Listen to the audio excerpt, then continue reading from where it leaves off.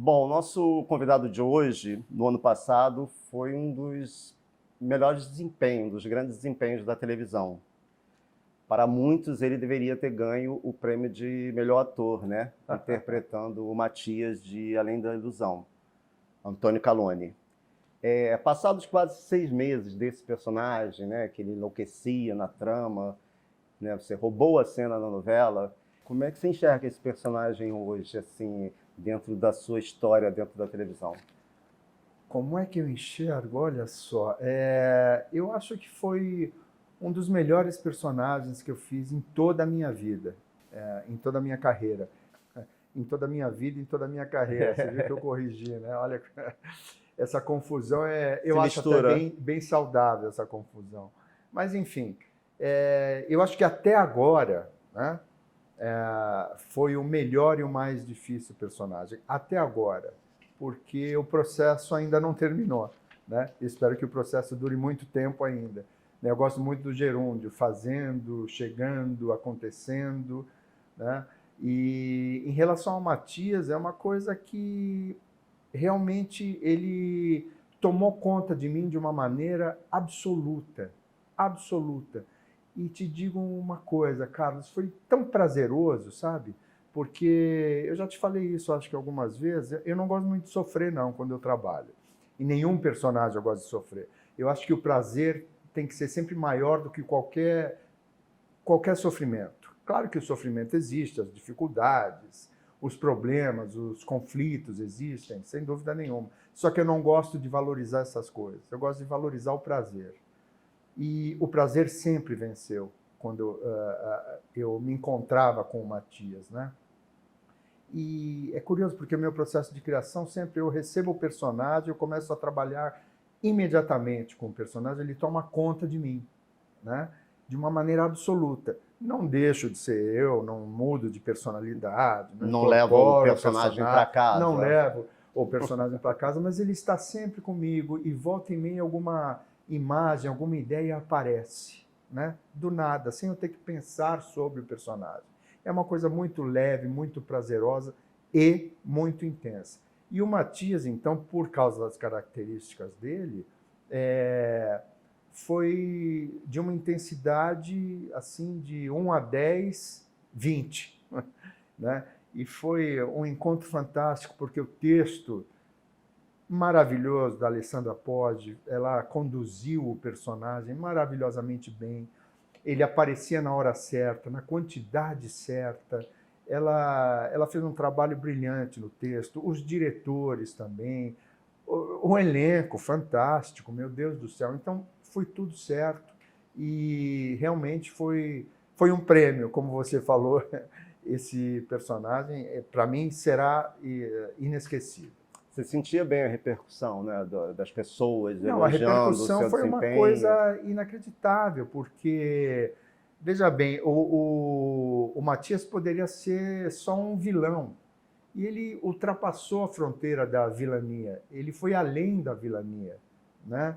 Ele mostrou fragilidade, mostrou amor também, é, mostrou tantas coisas, arrependimento, e foi bacana porque o público acompanhou todas essas contradições que existiam no personagem, né? Como eu te falei, ele foi além do vilão. Ele se mostrou um ser humano muito complexo e por isso que o público acompanhou e se identificou com ele, se interessou em saber da história desse personagem. E a repercussão, poxa, foi maravilhosa. As mensagens que eu recebi durante a novela toda. No último capítulo, então, eu não consegui responder, porque eu gosto de responder as pessoas que mandam mensagem para mim, mas às vezes não era muita gente. Então a repercussão foi, olha, eu não me e você pode ver que o horário das 6 não é como o horário das 9, Sim, né? sim. A audiência é outra, a quantidade é outra, né? Da audiência muda muito. E foi uma quantidade que eu falei, meu Deus, parece novela das 9, né? Em termos de Ibope. E foi fantástico, assim, por tudo isso que eu te falei, né? Porque teve essa identificação, eles viram um ser humano ali ao invés de ver um aspecto só do personagem.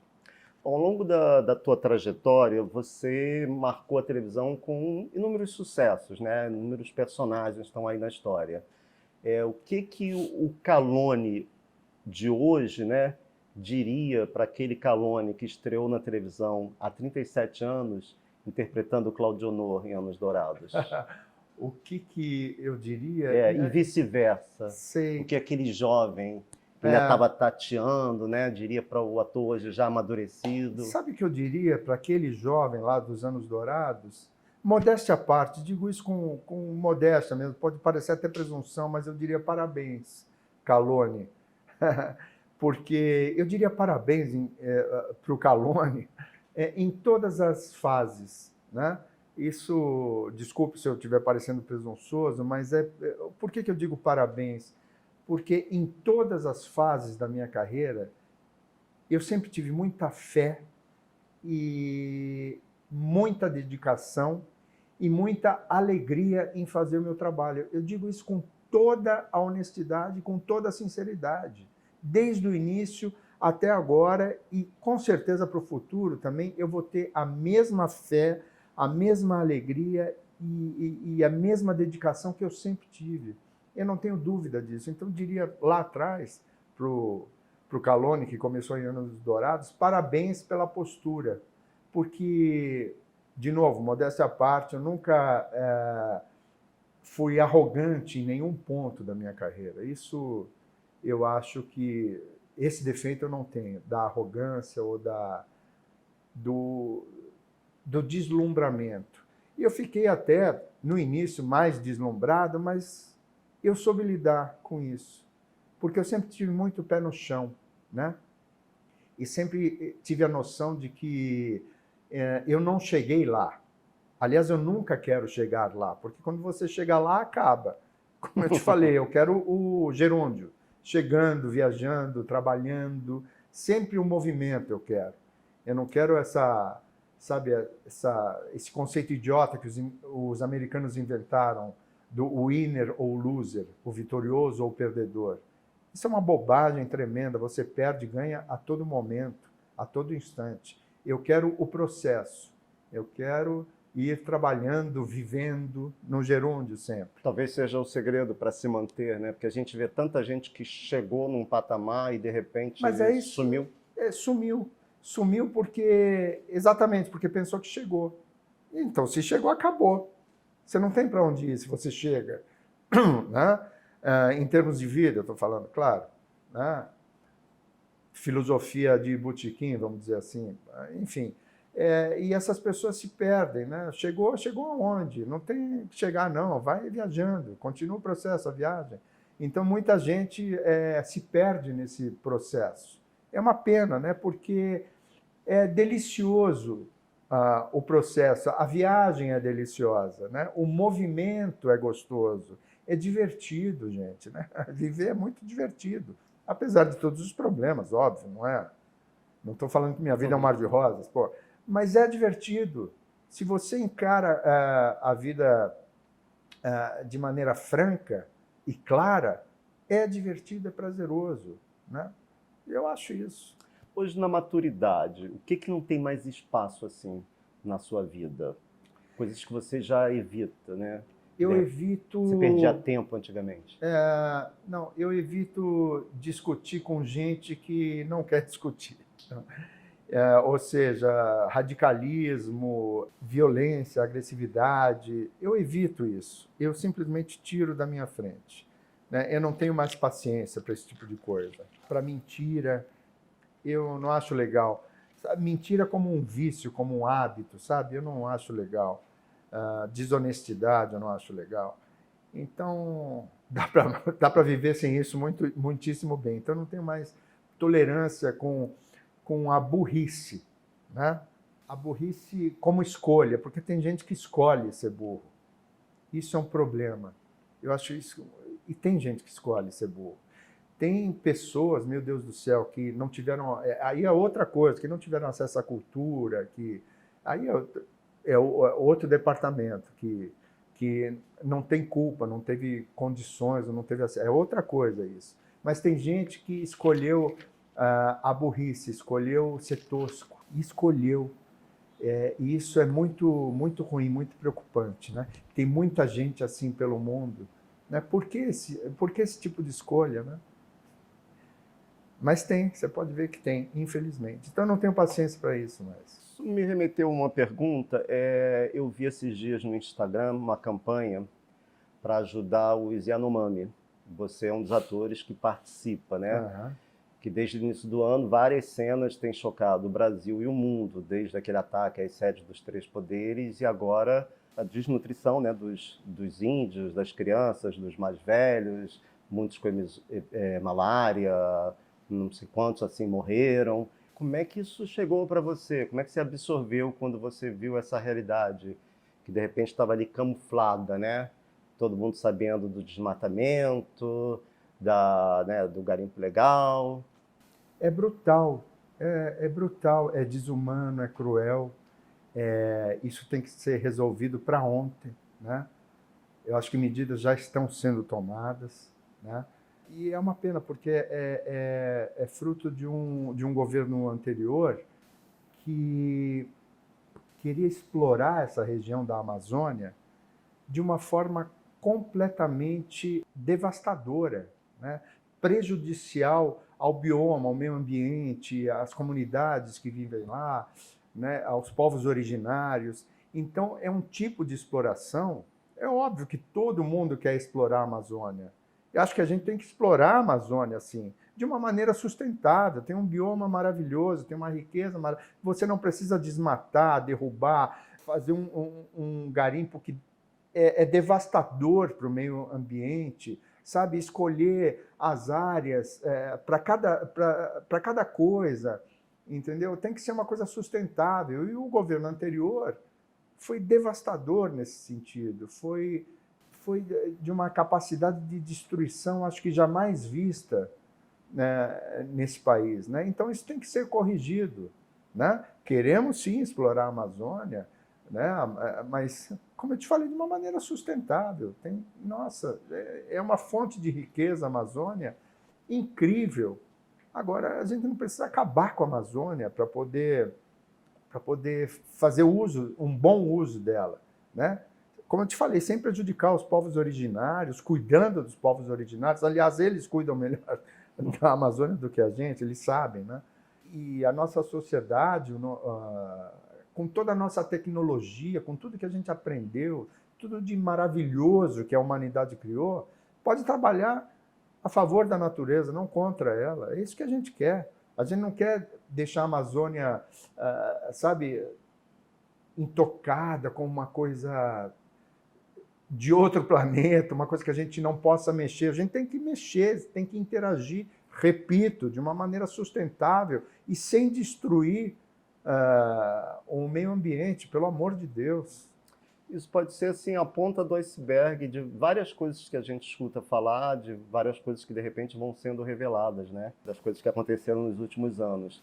Você acredita que realmente vai haver uma punição, né? Que os culpados vão pagar por isso? Eu quero acreditar que sim, porque tem que haver uma punição, né? Tem que haver uma punição.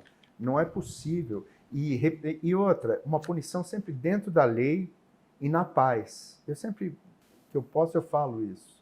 Punição dentro da lei e na paz. A pessoa tem que ter direito à defesa, sabe? Não pode existir um espírito de vingança, né?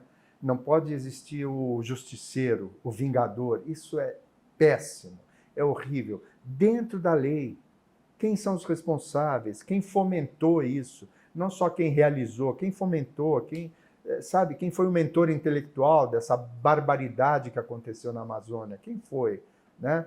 Quem que botou fogo nisso, né? Quem que incentivou o garimpeiro a ir para lá e destruir tudo que ele pôde destruir? Quem que incentivou isso, né? Então, tem uma cadeia muito grande aí dos mentores intelectuais, das pessoas que fizeram. Todos têm que ser punidos. Tem que ser, porque senão eles vão voltar e vai ser pior. Vai ser pior. Então a punição tem que existir dentro da lei e na paz. A gente está se aproximando dos 700 mil mortos, né, pela Covid. Como é que foi esse período para você? Assim, várias famílias perderam seus entes, na sua família, enfim, parentes mais afastados. Como é que foi?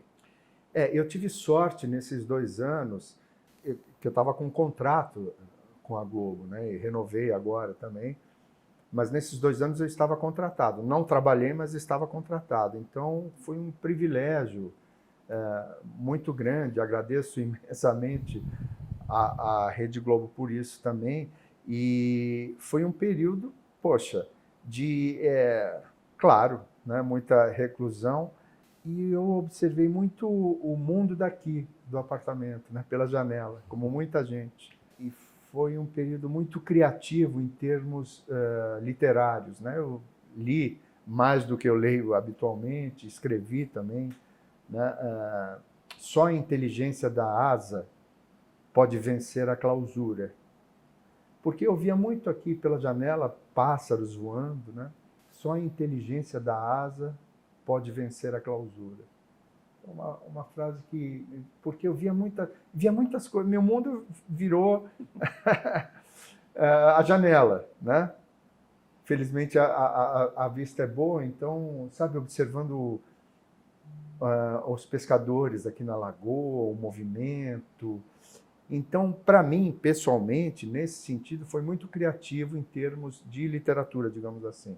Agora, evidente que, além disso, óbvio, acompanhando tudo o que aconteceu no mundo e no Brasil, isso gerou um sofrimento e um medo muito grande, né?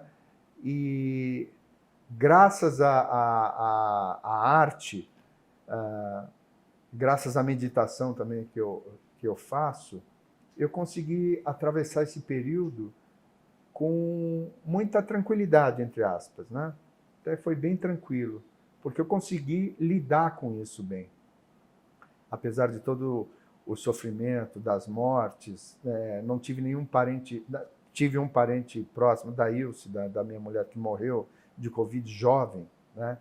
Então, foi muito uma montanha-russa, né? Desculpa o lugar comum, de emoções, mas é isso mesmo, né? É uma frase de para-choque de caminhão, mas serve para ilustrar esse momento. Foi muito dolorido, ao mesmo tempo que foi criativo. E, como eu te falei, lidei bem com isso, mas a gente vai saber exatamente os efeitos da pandemia, acho que mais um tempinho ainda. Tudo bem que já passou a parte pesada, mas a gente vai saber exatamente o que aconteceu com a gente daqui a um tempo ainda. Que a gente ainda está no olho do furacão, apesar de já, graças a Deus, ter passado o período pior. Mas foi um momento inesquecível. Vamos completar agora em fevereiro 1 ano da invasão da Rússia à Ucrânia, né? A gente tem visto um genocídio. Enquanto a Ucrânia está toda destruída, né, grande parte, a Rússia não tem nada, realmente é um genocídio. Você tem uma história assim com guerra, sua família, né, seus avós, seus pais vieram da Itália após a Segunda Guerra Mundial. Uhum. Sua infância foi muito recheada com essas histórias. Eu queria que você falasse sobre isso e sobre essa triste história que está acontecendo lá. Meu pai e minha mãe passaram a Segunda Guerra na Itália, e é curioso que eles contavam as histórias de guerra e eles nunca demonstraram nenhum tipo de trauma. É curioso isso. Eles contavam até as histórias com um certo bom humor, né? Meu tio, que foi telegrafista de avião de guerra italiano, ele falava que a Força Aérea Italiana era um horror, que os aviões não voavam direito, que tomava tiro, o tiro passava pelo avião, furava o casco, e ele lá telegrafando. Então, umas coisas meio Exército de Brancaleone, assim, a memória que eu tenho da infância. Eles falavam, eles sempre contavam histórias assim, rindo. É engraçado, né? Passar por uma guerra. Minha mãe falava que não gostava muito de bomba. Metralhadora, tudo bem. Ela fala, metralhadora a gente se encostava no muro, ela passava na frente da gente, os aviões com... Mas bomba era um pouquinho chato.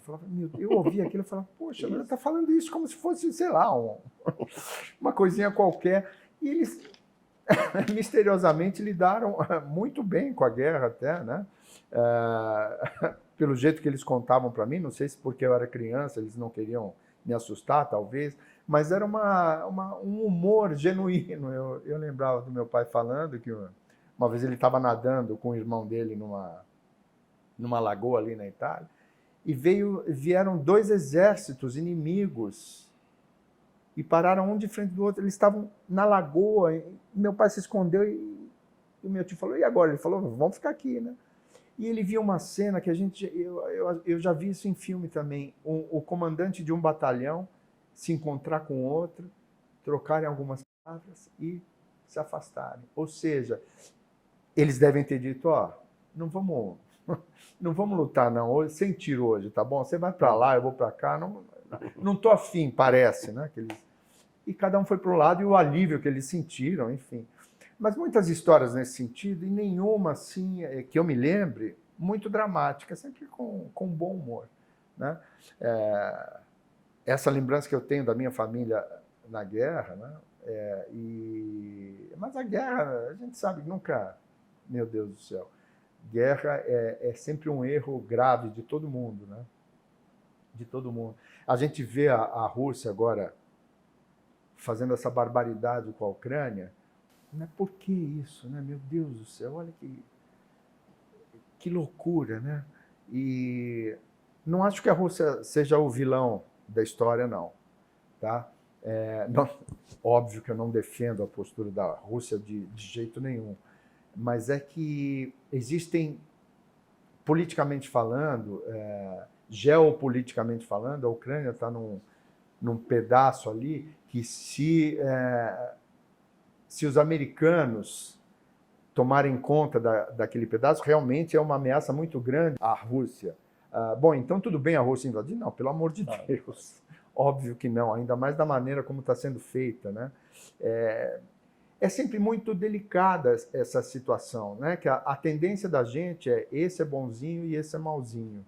Eu acho que numa guerra não existe muito isso, não. Esse é bonzinho e esse é malzinho, mais ou menos. Os alemães agora estão enviando uns tanques, inclusive autorizaram que outros países enviem também, que são de fabricação alemã. Pode ser que no final disso tudo, sei lá, venha até uma terceira guerra mundial, né? Isso é um perigo, né?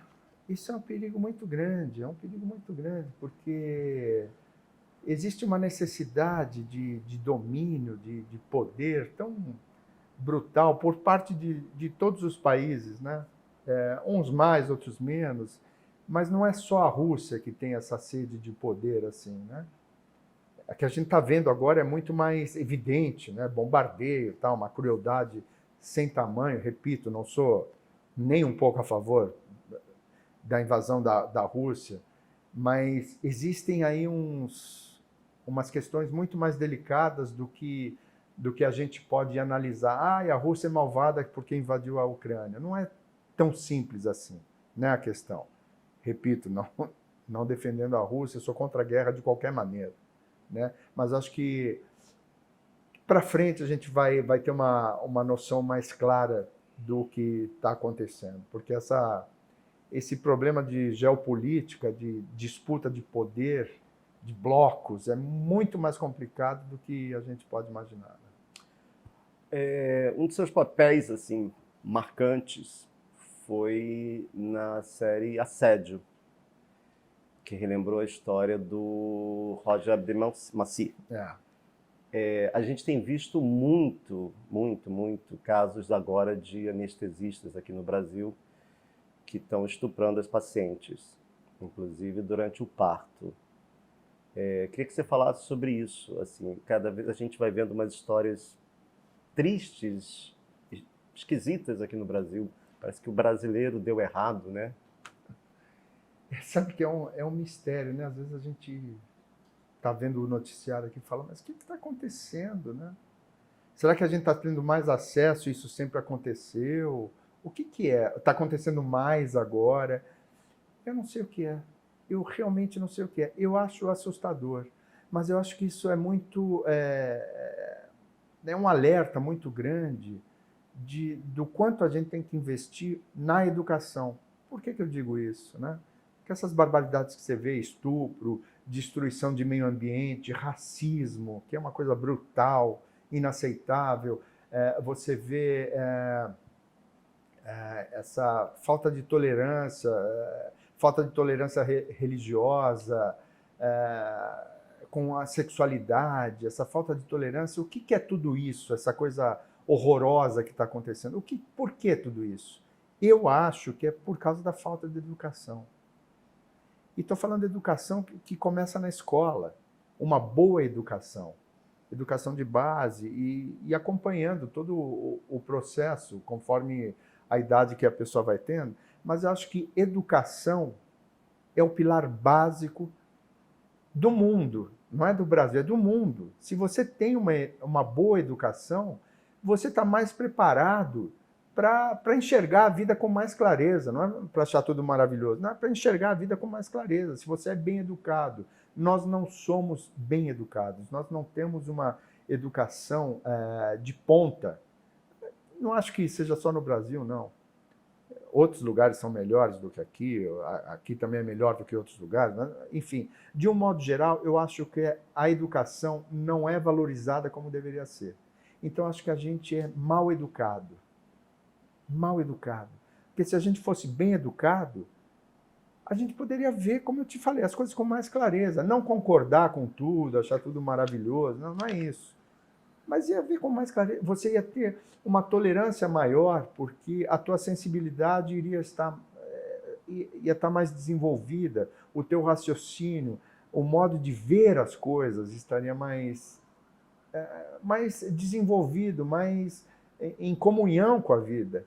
Então eu acho que tudo isso que está acontecendo, o estupro, essa violência, essa coisa fora do tom, tudo, principalmente, eu acho, por causa da nossa falta de educação.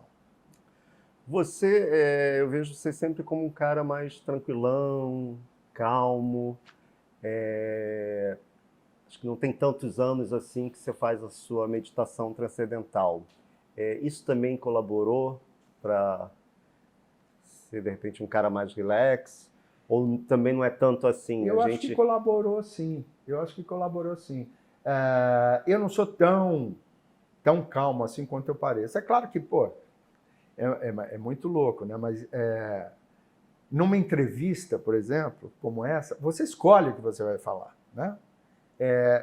Não estou fingindo nada, não estou escamoteando ou mentindo, não. Mas você escolhe.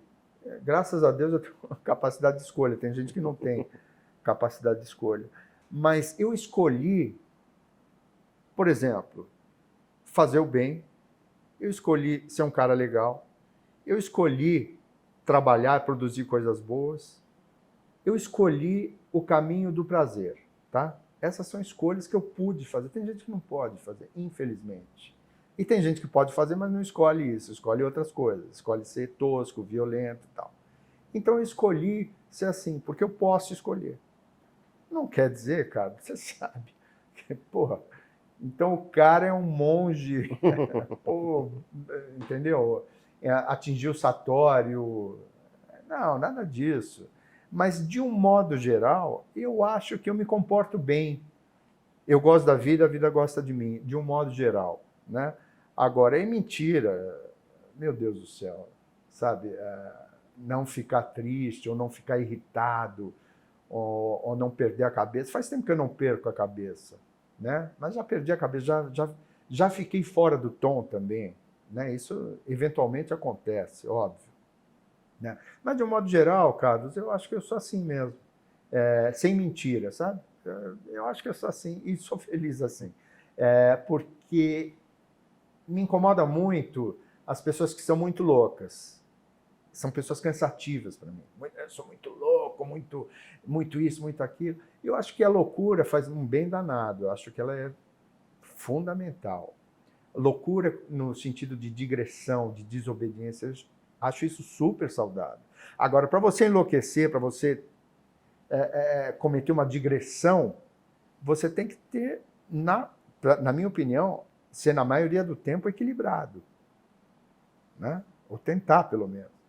Porque, por exemplo, quando eu estou trabalhando, eu vou para a digressão, eu vou para a loucura, eu vou para a desobediência, que é o meu trabalho criativo. Aí, deixa comigo, né? Sei lá, você vai namorar com a sua mulher, opa, vamos enlouquecer, vamos para... Agora acabou essa... Entendeu? Vamos para a desobediência, que é uma delícia, é necessário para a gente, né? Então, acho que esse equilíbrio, essas regras, são boas para te conduzir pela vida. Agora, tem momentos que você tem que chutar o balde. Mas para chutar o balde, cara, você tem que ter uma certa estrutura, uma base. Porque tem gente que não tem a base, está sempre na loucura, na transgressão e não resiste muito tempo, né? Eu acho isso um perigo. Então, eu acho que eu tenho um equilíbrio, eu busco esse equilíbrio, sabe? Para poder curtir a vida, né? Porque eu gosto de curtir a vida. O meu negócio é curtir a vida. Senão... Ao longo da vida, você vem desenvolvendo a carreira paralela de escritor, né? Você mesmo falou que na pandemia aproveitou, leu, escreveu, você já lançou livro de poemas, romance. O que vem de novidades por aí? Eu tô escrevendo, eu estudei muito os haikais clássicos do Basho, haikais brasileiros, o haikai clássico mesmo, que é bem 5-7-5, é redondilha menor, redondilha maior e redondilha menor. 5 sílabas poéticas, 7 sílabas poéticas e 5 sílabas poéticas de novo. Mais a estrutura do Basho clássico e tal. E é bem interessante, né? Que você tem que desenvolver aquele poema, aquele pensamento, aquele fragmento dentro dessa métrica. Então, eu estudei muito isso, fiz alguns haikais que eu achei bem interessantes, né? Mas estou ainda trabalhando, vendo, enfim, jogando coisas fora, acrescentando outras. E é um livro de poemas e abre o livro com um conto poético. Chama Um Menino Depois. Você lembra assim alguma coisa para falar? Nada. Eu não sei nada meu decor. Eu sei só um trecho do Fernando Pessoa, do Guardador de Rebanhos, mas um trechinho pequeno. O Guardador de Rebanhos é um poema imenso. Mas eu não sei nada. E trabalho constantemente, mas é como eu te disse, eu não tenho compromisso, sabe? Vou editar daqui 2 anos, vou editar, sei lá. Não tenho compromisso. É um exercício, para mim, da melhor qualidade de escrever. Então não tem assim, nesse ano eu vou lançar tal coisa. Não. Não sei quando eu vou lançar, se eu vou lançar também, que editora tal. Uma peça, nunca pensou em escrever? Eu tenho uma peça que chama Ábaco, que eu montei em 1990, em São Paulo. E curiosa essa história, porque em São Paulo eu fui comparado a Nelson Rodrigues. Eu era um gênio, cara, de autor, né? A Folha de São Paulo, não me lembro que jornal foi. Falaram muito. Aí eu vim com a mesma peça aqui para o Rio. E eu era o pior autor que a humanidade já inventou. E foi interessante, porque lá eu me achei o máximo e aqui eu me achei a pior coisa do mundo. Ficou um equilíbrio interessante. Mas eu tenho essa peça só. Acho muito difícil escrever teatro. Não me aventurei mais. E também tem um roteiro de cinema ruim também, joguei fora, porque é ruim. Mas teatro, eu tenho essa experiência que foi muito boa em São Paulo, aqui no Rio não foi nada boa. Mas como eu te falei, é um exercício.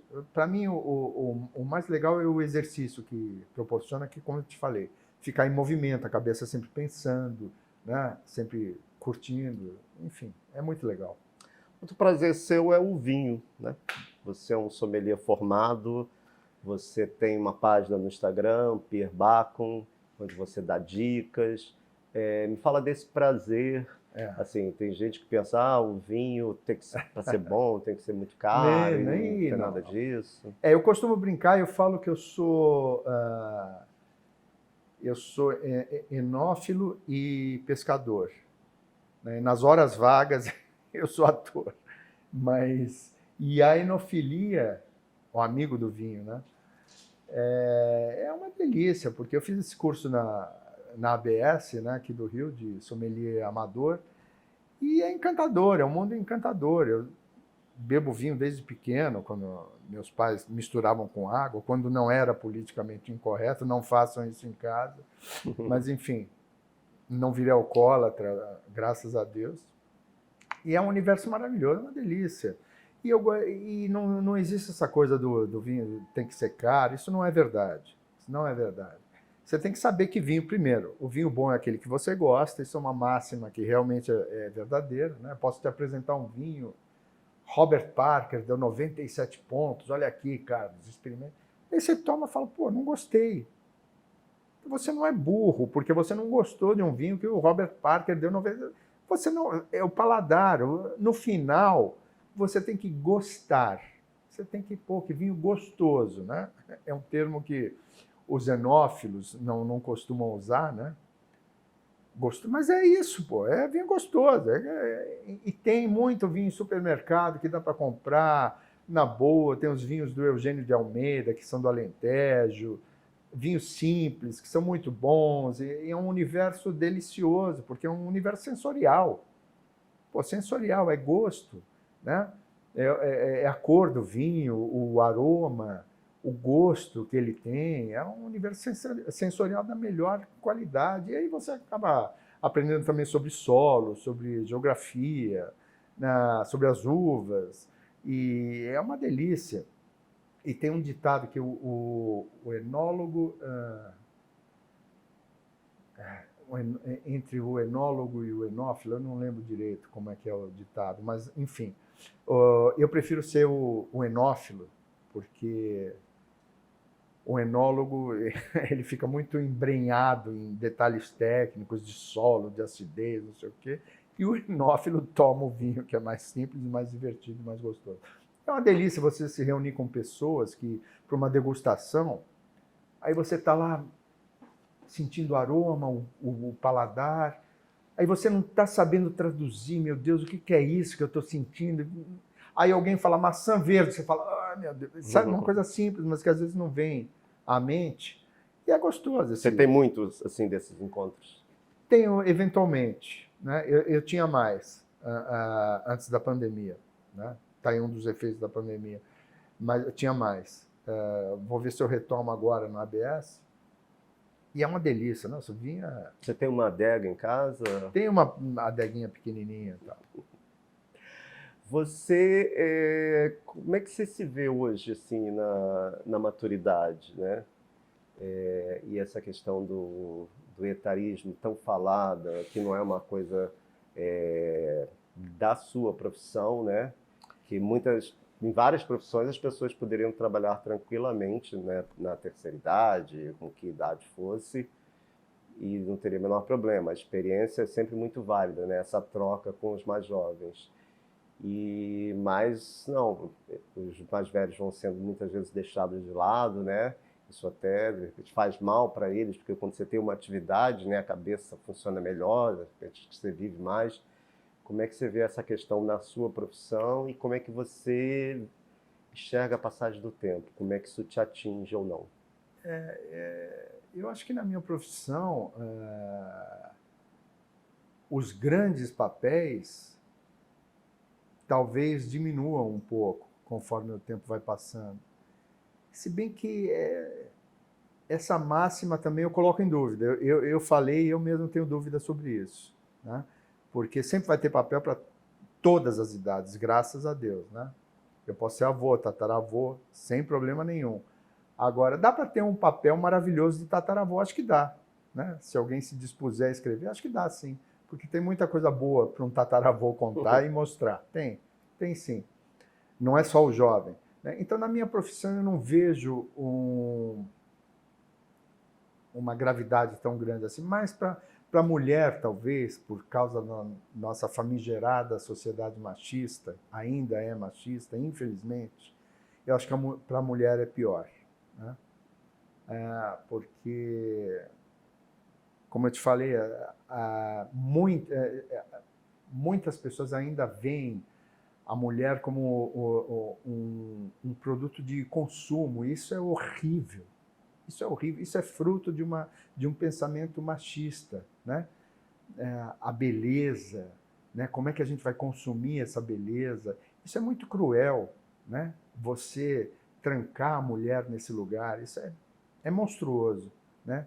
E ainda melhorou muito, eu acho que melhorou, né? Como homem falando, né? Eu acho que a mulher tem muito mais propriedade, evidente, para falar sobre isso. Mas eu acho que melhorou, sim. Eu tenho que melhorar muito mais, mas muito mais, né? Então, acho que para a mulher a questão do etarismo é pior, né? Apesar, como eu te falei, na minha profissão ter uma longevidade maior, eu acho que em outros setores produtivos, eu acho que isso pega muito mais pesado, né? Em outras profissões. E é uma pena, porque tem lugar para todo mundo. Eu acho que o ciclo ele tem que se dar de maneira gradual e num ritmo possível para todo mundo, porque dá para você ir saindo de cena, o outro está aparecendo, você está saindo, porque é um ciclo natural, é assim mesmo. Só que isso tem que ser feito de maneira delicada e com muita sabedoria, porque todo mundo pode aproveitar a experiência que um cara mais velho tem, que um cara mais jovem tem, né? Porque um cara mais jovem vem com novidades maravilhosas, né? A juventude é maravilhosa, né? Então, todas as épocas a gente pode tirar proveito de todas as épocas. Eu acho que às vezes a gente joga fora. Não é só a questão do etarismo, não. A gente joga fora até algumas coisas que os jovens fazem, né? Tipo, não.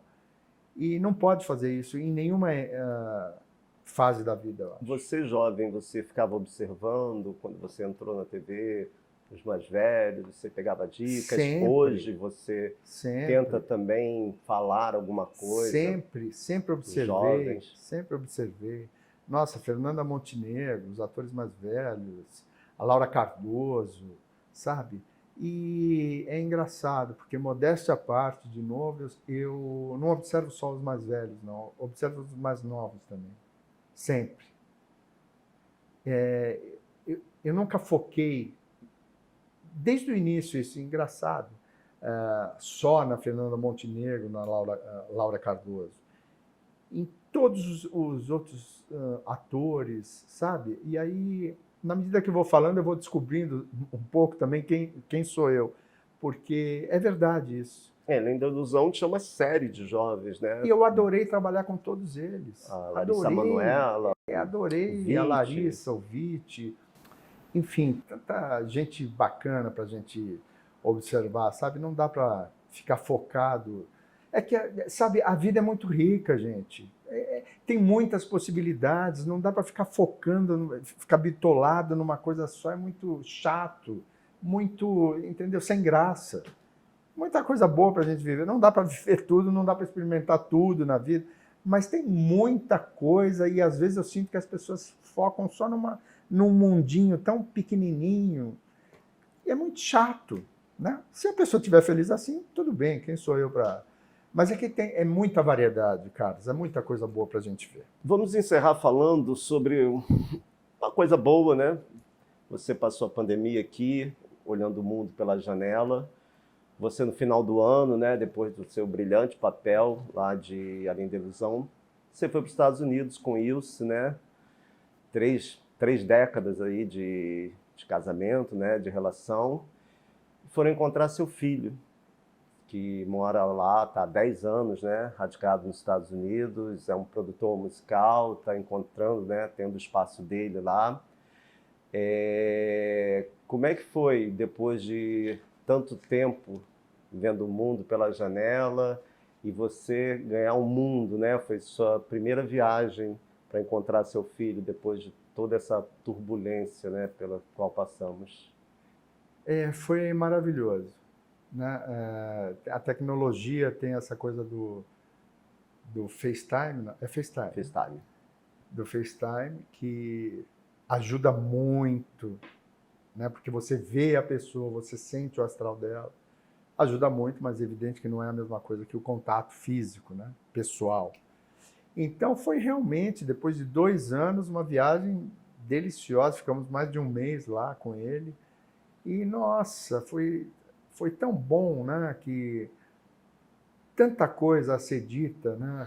Que não foi dita antes.